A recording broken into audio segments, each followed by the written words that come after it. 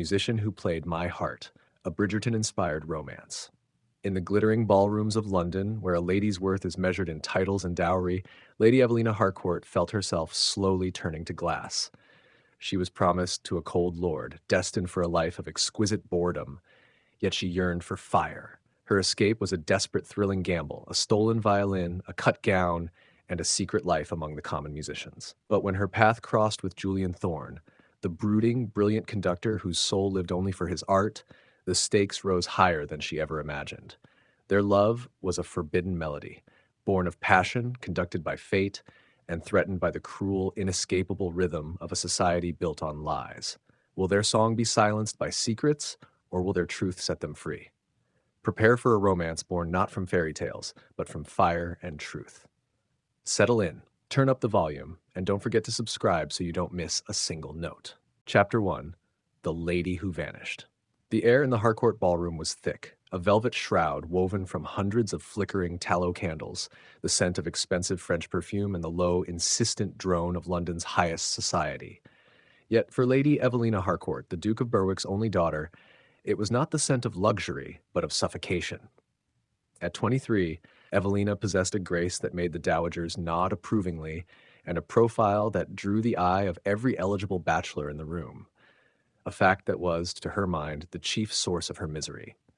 Tonight, her father, a man whose love was measured out in social status and polished silver, was presenting her as a grand, finished work, the perfect Duchess-in-waiting to Lord Harrington, a man whose face was as cold as his fortune was vast. She was dressed in a gown of ice-blue silk, and as she stood by the white marble mantelpiece, politely enduring Harrington's lecture on the proper management of one's country estates, she felt less like a woman and more like an instrument on display, a beautifully carved pianoforte whose only purpose was to play the tune of her lineage.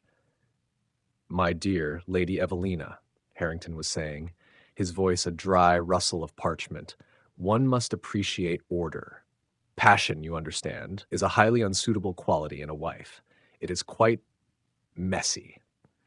Evelina offered him the perfected, serene smile that had won her countless compliments on her composure, but her soul felt a frantic discord. "Indeed, my lord," she murmured, though her inner self was shouting the opposite. She knew the notes of passion well. She found them every morning in the solitary hours she spent at her own pianoforte, translating the vibrant, unruly beauty of a Bach fugue into something wholly her own. No one in this ballroom, save perhaps her estranged elder brother, Lord Sebastian, would ever know the tumultuous music that truly lived beneath her polished exterior. A cruel confirmation of her gilded cage arrived shortly after, cutting through the pleasant clamor of the party. As Harrington excused himself to procure her a glass of negus, Evelina heard the light, venomous whisper of Lady Beatrice Wickliffe, a woman whose beauty was only outmatched by her malice, speaking to a clutch of giggling girls. "It is a masterful coup for the Duke, of course," Beatrice drawled, her voice carrying an intentional distance.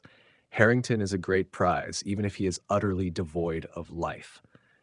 But then, one cannot expect fire from Lady Evelina, can one? She is all poise and no spirit. A lovely porcelain doll, to be sure, but hardly a woman to inspire a man to anything beyond a very comfortable, very boring marriage." The words struck Evelina with the unexpected, stinging force of a thrown stone. Poise and no spirit, a porcelain doll. They saw her then, exactly as she had begun to fear. They saw the facade, the dutiful daughter, but missed the frantic, longing girl trapped within. That night, Evelina did not sleep. She paced her richly appointed chamber, the cold, hard diamond of Harrington's engagement ring burning against her finger, and listened to the clock on the mantelpiece tick away the last hours of her servitude. She did not want a comfortable, boring marriage. She did not want to be a duchess. She wanted fire. She wanted a world where her spirit, not her title, was her measure. By the first gray hint of dawn, a plan, reckless, terrifying, and exquisitely freeing, had taken hold. She moved with the stealth and purpose of a thief, first to the stables, where she bribed a sleepy groom with the last of her pin money, then back to her room.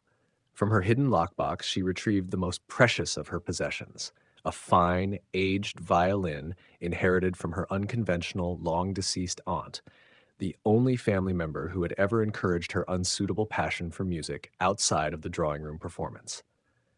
With an audacious snip of the silver shears, she cut her long, silken hair, letting the dark, shimmering tresses fall unceremoniously to the carpet. A silent but profound farewell to Lady Evelina Harcourt. A plain, serviceable dress of dark wool replaced the silk, and a simple hooded cloak concealed her features. The only hint of her former life was the ring, which she slipped onto a delicate chain and hid beneath her bodice. She took the name from the memory of her aunt, changing only a single defiant letter, Eva Hart. The first few hours outside the protective walls of her father's estate were an education in terror. The streets of London, still damp with the night's chill, were a brutal symphony of noise, stench, and urgency. Eva, walked with her head bowed, her violin case clutched as if it were a talisman.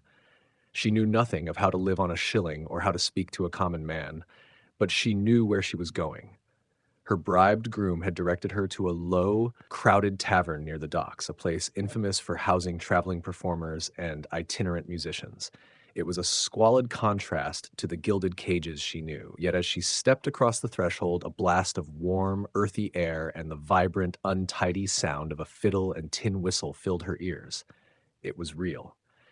She approached the only figure who looked even remotely respectable, a kind-faced, matronly woman with hands calloused from work, Mrs. Linton, the orchestra's chaperone and wardrobe mistress. "I hear you travel with a music company," Eva said, her voice shaking despite her best effort to make it sound common. "I am a violinist. I need work." Mrs. Linton eyed the girl's obviously good-quality cloak and the unusual purity of her accent with a deep, shrewd scrutiny. "A violinist, are you, dearie? And what brings a girl with such fine manners to the likes of us?" Eva's heart hammered a desperate, erratic rhythm against her ribs. She had to convince her. "My father is deceased," she lied, the words tasting like ash. "My small inheritance has been lost. I have only my instrument and my talent. I am quite proficient, I assure you."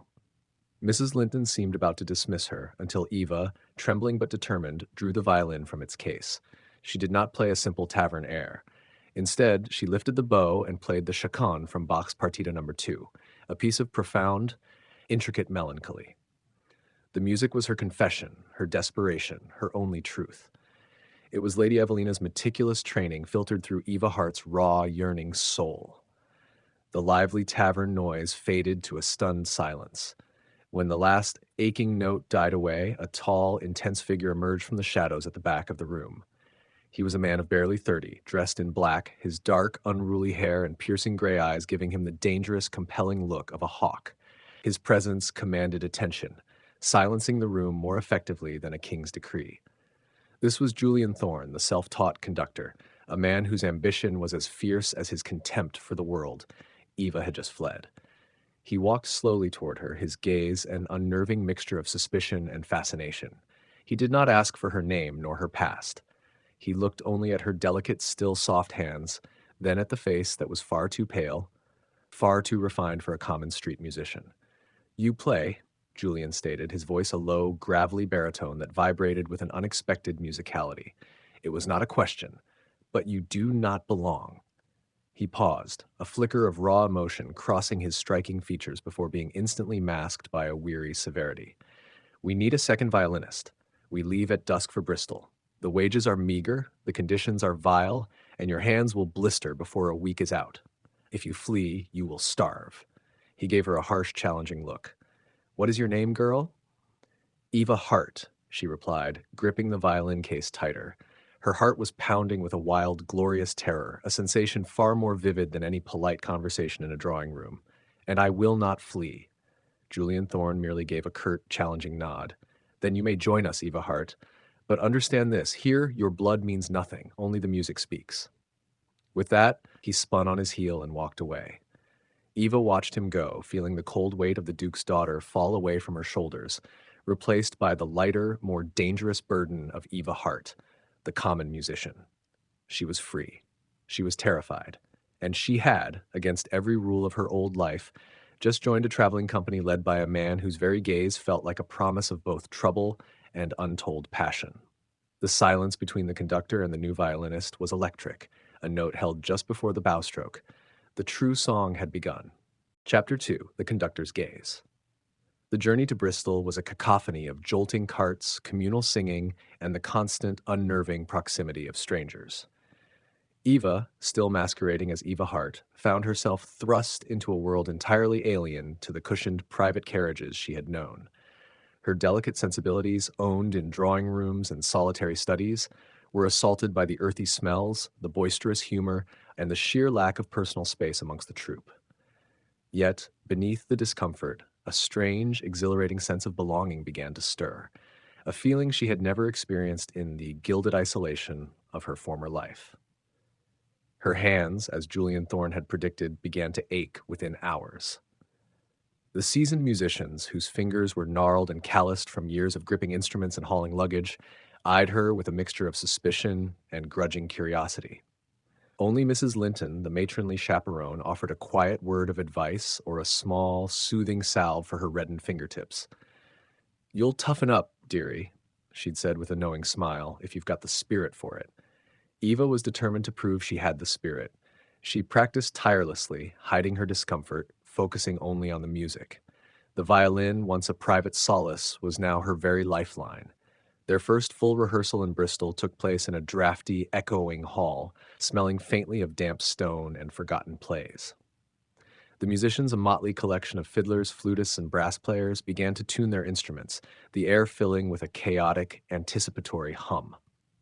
Eva found her place in the second violin section, her heart thrumming as wildly as her strings.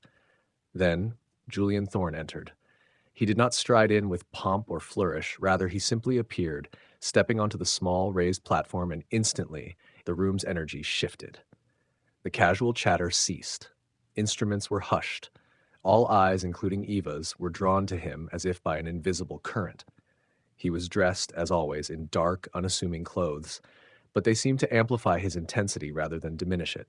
His face, lean and almost gaunt, was a canvas of brooding shadows and sharp angles. He said nothing for a long moment, merely letting his piercing gray eyes sweep over each musician, a silent challenge in their depths. When his gaze landed on Eva, it lingered, sharp and dissecting, before moving on. She felt an odd jolt, as if a live wire had touched her skin. He raised his baton. It was a simple, slender stick, yet in his hand it became a magical conduit, poised to command the very air. "Today," he announced, his voice low but carrying with an effortless authority, "we will attempt the prelude to Mozart's Idomeneo. I expect precision. I expect dedication. Above all," and here his gaze once more brushed over Eva, "I expect truth in your playing. No artifice, no affectation. Only the music." With a sharp, decisive flick of his wrist, he brought the baton down. The initial notes were tentative, a little ragged as the orchestra settled, but as Julian Thorne began to weave his magic, his movements fluid and impassioned, the individual instruments began to coalesce into a single, breathing entity. His whole body moved with the music, and sometimes a furious driving force, sometimes a gentle, coaxing sway. He conducted not just with his hands, but with his eyes, his brow, the very set of his jaw. He became the music. Eva, watching him, felt a profound shock. This was not the polite, detached conducting of the society ensembles she knew. This was raw, untamed, deeply felt. He was a man consumed by his art, pouring every ounce of himself into shaping the sound. And then, it was her turn. The second violin line was intricate, a delicate counterpoint that required both technical skill and emotional interpretation. Eva closed her eyes for a moment, letting the melody fill her, and then her bow danced across the strings. The music that flowed from her instrument was precise, yes, but it was also imbued with the pent-up longing of her gilded prison, the terror of her flight, and the burgeoning hope of her newfound freedom. It was a melody of defiance and discovery. Julian Thorne's head snapped toward her, his eyes suddenly sharp with an almost predatory focus. He had heard it. He had heard the truth in her playing. Her violin answered his baton like a heartbeat, a perfect, aching echo of his own unspoken musical language. Their instruments, their very souls, seemed to converse in a dialect only they understood, a clandestine conversation of soaring arpeggios and poignant cadences. The air between them thickened, vibrating with an unseen energy. When the prelude finally concluded, a profound silence fell. The other musicians exchanged glances, a mixture of awe and bewilderment on their faces. Julian Thorne lowered his baton, his chest heaving faintly, his eyes still fixed on Eva. He said nothing of praise, nothing of criticism. He simply stared, a complex storm of suspicion, fascination, and something else, something akin to a reluctant recognition, swirling in his gray depths. Again, he commanded, his voice hoarse, from the third movement, and this time feel it as if your very life depends on it. His gaze, however, remained on Eva, as if daring her to falter, to reveal the lie he suspected lurked beneath her carefully constructed facade. Over the next few days, Eva found herself perpetually under his scrutiny. He was cold and commanding, rarely offering a smile or a kind word to any of his musicians, least of all to her.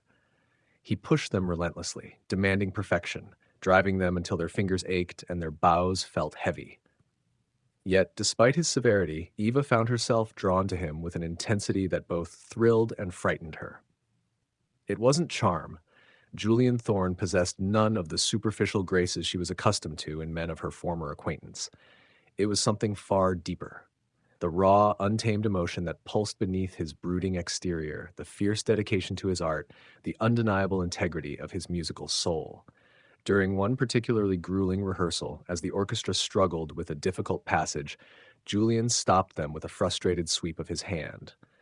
He walked directly to Eva, his closeness startling her, making her heart leap. "Your phrasing here, Miss Hart," he said, his voice a low rumble. "It lacks conviction. It is precise, yes, but it is, too, neat, as if you are playing for an audience of polite society rather than for the very heart of the music." He leaned closer, his dark eyes burning into hers, and Eva suddenly found it difficult to breathe. "You play as if you are afraid to make a mistake. But music, true music, is often born from the courage to be imperfect, to expose oneself." He paused, then slowly, deliberately, reached out a hand. His long, calloused fingers hovered just above her own, then gently, almost imperceptibly, adjusted the angle of her bow. The brief, fleeting touch sent a jolt of heat through Eva's arm, making her tremble. "Play it again," he ordered, stepping back abruptly, his expression unreadable. "But this time, play it as if you are finally speaking a truth you have long suppressed." Eva's cheeks burned. He had seen through her, not to her noble blood, but to the very essence of her fear, the fear of truly being herself, unvarnished. She lifted her bow, her gaze briefly meeting his before falling to the sheet music. This time, as she played, the notes sang with a newfound freedom, a raw, aching beauty that was no longer just technically proficient, but deeply, profoundly felt. Julian Thorne watched her, a muscle working in his jaw. A spark had ignited between them, an unspoken, intoxicating current that transcended the conductor and the musician. It was a language of longing, understood not through words, but through the vibrant, electric air of their shared music. Eva knew, with a certainty that both thrilled and terrified her, that she was falling. Falling for a man who represented everything her old life had taught her to scorn, and everything her heart now yearned for. And she knew, too, that her secret identity, the carefully constructed walls of Eva Hart, would not withstand the heat of the fire he ignited within her for very long.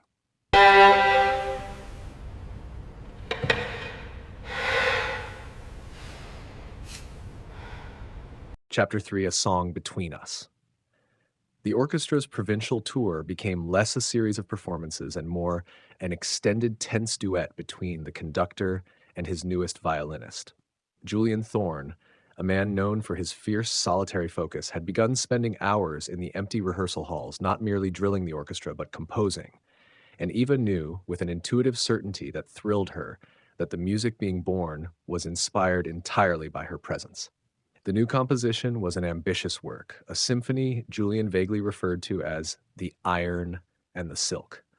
Its melodies were complex, full of jagged, passionate dissonance that resolved into moments of breathtaking, fragile beauty, a musical mirror of the friction and the fascination that existed between them.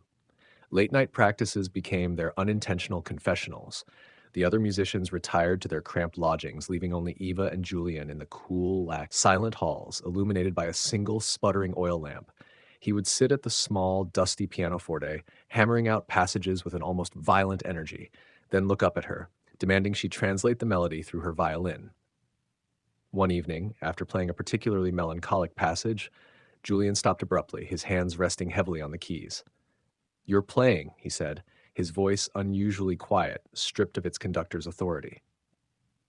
It has the polish of the aristocrat, but the raw soul of the street. It is a curious contradiction, Miss Hart. Eva's breath hitched. She tightened her grip on the neck of her violin. I learned on fine instruments, sir, she offered, trying to keep her tone steady. But I learned to feel on my own. He turned on the stool to face her fully, his gray eyes searching her face in the dim light. I loathe that world, he confessed, the admission stark and unexpected. The nobility, the gilded men who sit in the boxes and judge the art, but know nothing of the sacrifice required to make it. They once tried to silence me, to dismiss my music as common noise because my mother was a seamstress and my father an unknown. His words were a bitter draught, revealing the deep, unforgiving scar of his origins. They value only the veneer, Eva, never the truth beneath. Eva listened, her heart aching for the proud, wounded man before her. She understood his hatred, for she had spent her life choking on that very veneer. I, too, know what it is to be judged by the cover of the book, Mr. Thorne, she whispered, her voice husky, not by what is written inside. It was the closest she dared come to the truth. I long to belong somewhere real. Somewhere, the music is the only title that matters. In that shared space of vulnerability, their connection deepened beyond the professional. It was forged in the shared language of music and the mutual secret longing for authenticity. As they worked on the new symphony, their fingers would brush as he pointed out a score marking. Their glances would linger too long, charged with an intensity that had nothing to do with musical dynamics. The physical closeness in the empty hall was intoxicating, weaving a spell of unspoken desire. Eva felt the rigid walls she had built around her heart crumbling under the relentless, beautiful assault of his music and his presence. He saw her, truly saw her, not as the Duke's daughter, but as the woman who could wield a bow with both precision and passion. The fragile bubble of their secret world was shattered a week later in Bath. The orchestra was performing at a small private salon, a rare engagement procured by an ambitious local patron. Eva, accustomed to the anonymous safety of larger concert halls, played with a nervousness that tightened her shoulders. She wore the plainest of the troupe's uniform dresses, and her hair was tucked beneath a simple cap, but no amount of disguise could truly dull the aristocratic bone structure or the innate grace of Lady Evelina Harcourt. Mid-performance, as she was intensely focused on a difficult run, she felt it. A sudden, cold draft of recognition from the small, exclusive audience. Lifting her eyes only slightly, she saw a woman in the second row, heavily gowned in purple silk, gasp and bring a lace fan sharply to her lips. It was Lady Beatrice Wickliffe. Beatrice, her rival from the London season, was visiting relatives in Bath. Her expression was a terrifying mixture of shock and sheer unholy glee. She stared at Eva, then glanced at the common musicians surrounding her, then back again, the pieces of the outrageous puzzle visibly clicking into place in her calculating mind. A jolt of pure panic shot through Eva. If Beatrice exposed her, her flight would be over. Julian would learn the truth, and the consequence of lying to him was something she could not bear to contemplate. The betrayal would confirm every bitter suspicion he held about her class. Eva did not miss a beat of the music, but her playing suddenly became desperate, rushed, a frenetic attempt to finish the piece and escape. Julian, conducting with his customary intensity at the front of the stage, instantly noticed the change. He saw the slight tremor in her bow arm, the sudden stark terror in her wide eyes, and followed her frantic gaze to the audience. He did not recognize Beatrice, but he saw the woman's shocked, speculative stare fixed unwaveringly on his violinist. Julian's brow furrowed. He smoothly altered the tempo with his baton, a subtle, almost imperceptible command to slow the frantic pace. He held Eva's gaze, his eyes narrowing in suspicion, a silent question passing between them. "What are you hiding?" Eva forced herself to take a deep, steadying breath and returned her focus to the music, playing the rest of the symphony with a renewed, desperate control. As the final note faded, Julian, his face unreadable, signaled the end of the performance and instantly called for a 10-minute intermission. Before any of the musicians could move, he walked directly to the second violin section and addressed Eva in a low, severe tone. "You," he commanded, his voice barely audible over the clapping. "Outside. Now." He did not wait for her reply, but strode toward a side door leading to a narrow, shadowed alley. Eva followed, her legs trembling. She glanced over her shoulder and saw Lady Beatrice standing up, already speaking to a distinguished-looking man beside her, pointing toward the door Julian had just exited. The curtain on her charade was about to be drawn. In the alley, the cool air did nothing to calm her racing heart. "Who was that woman?" Julian demanded the moment she stepped through the door, his intensity radiating off him like heat. "She looked at you as if you were a ghost she recognized, and you're playing. It was not music, Eva, it was fear. An aristocratic, brittle kind of fear." He took a step closer, his shadow falling over her, his suspicion warring visibly with the attraction that was always simmering between them. "Tell me the truth, Miss Hart. You are not what you claim. Your hands are too soft, your posture too refined, and you are afraid of something far more substantial than a lost shilling. What is your lie?" His directness, his raw demand for honesty, was staggering. Eva opened her mouth to speak, to offer some inadequate excuse, but the words withered on her tongue. The cold, logical part of her mind screamed for discretion, for continued deception, but the desperate, yearning part of her soul, the part Julian had awakened, longed only for confession. Before she could form a reply, however, the side door opened again. It was the frantic, maternal figure of Mrs. Linton. "Mr. Thorne, sir!" Mrs. Linton hissed, her eyes darting nervously. "That fine lady in purple, she's asking the local organizer about Miss Hart, about her background. She is asking questions you do not wish to be answered, sir, I promise you." Julian's face hardened, his suspicion momentarily giving way to a fierce, protective instinct. He grasped Eva's arm, his touch firm and possessive. "Then we shall give them nothing," he bid out, his gaze unwavering. "Go, Mrs. Linton, tell them Miss Hart is ill and being tended to." He dragged Eva further into the shadows of the alley. "I do not know your game," he whispered, his voice dark with frustrated emotion, "but you are my musician now, and I will not have my work ruined by your secrets." He looked at her, truly seeing the terror in her eyes, and a different kind of intensity flared. For a heart-stopping moment, Eva believed he might seize her, silence her doubts with a kiss, claim her in defiance of the world. Instead, he released her arm, turning his back to guard the entrance. "Go to the carriage," he commanded, his voice gruff, the command final. "And the moment we are safe, you will tell me everything." Eva fled, the image of Julian standing as her silent, defiant protector against the hostile world of her past, burning itself into her mind. The music of their shared passion had narrowly avoided a disastrous crescendo, but the clock on her secret had officially begun to run. The mask was cracking, and the harsh rhythm of revelation was inescapable.